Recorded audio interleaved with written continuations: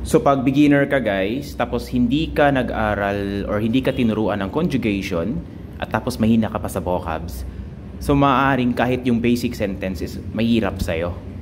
Kasi alam niyo kung ano yung mangyayari. So ito, halimbawa sa sentence na ito, 저도 가고 싶은데 돈이 없어서 갈 수 없을 것 같아요. Okay? So, halimbawa the word jodo, mag-aakala ka na yung jodo is one word, na parang one word tingnan, pero yung ibig sabihin ng jo is magkaiba sa ibig sabihin ng do. No? Magkaiba yan. So, itong do means to, also. And jo, I. So, yung jonen na itinuro sa inyo, tapos hindi itinuro yung do, malilito ka.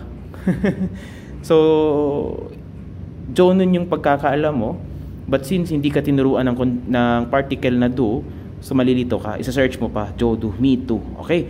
So, me too, ako rin, yung thought, 가고 싶은데. So, tulad naman nito guys, mag-aakala ka na itong gago is magkasama.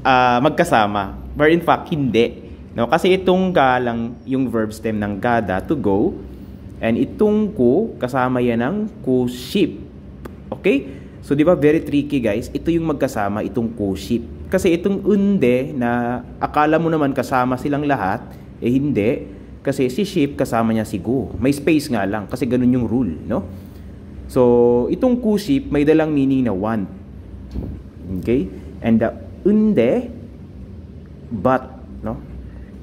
So, ako rin, pupunta gusto, pero, no? 저도 가고 싶은데, me too, I also want to go, but yun yung thought.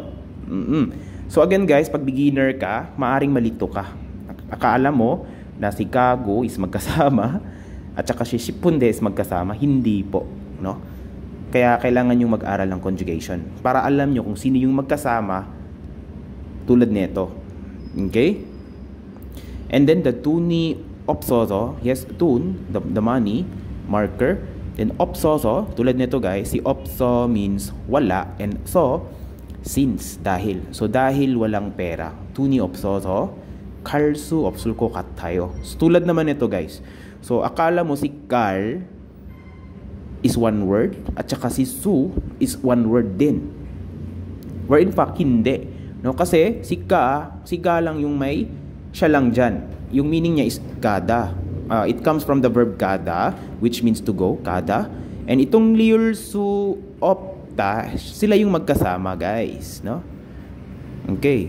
Mag-aakala na naman yung iba na itong opsel is another word, itong su another word, and itong kal is another word, where in fact hindi, no? Yan po yung isa sa problem ng mga beginners. Lalo na kapag hindi talaga nag-aral ng conjugation. So yung isa-search maaari ng isang beginner is kal. Ano ibig sabihin ng kal? Tsaka ano ibig sabihin ng su. So gaganunin niya yan. Okay? So medyo mahirap no sa Korean kasi yun nga, akala mo one word pero hindi natin alam na ito palang ulsu opta yung magkasama. And itong ulkokat tayo ang buong magkasama na ang ibig sabihin ay yes, grammatical structure, which means it looks like or it seems like, or sa Tagalog parang, no? Parang. So parang I can't go. So parang hindi ako makakapunta. 갈 수 없을 것 같아요. Then yung thought na it seems like I can't go. It looks like I can't go. Parang hindi ako makakapunta dahil wala akong pera. Pero gusto ko ring pumunta. That's the thought, no? 저도 가고 싶은데 돈이 없어서 갈 수 없을 것 같아요. So, yun po yun guys, no? Yung importance ng pag-aaral ng grammatical structure and at the same time vocabularies.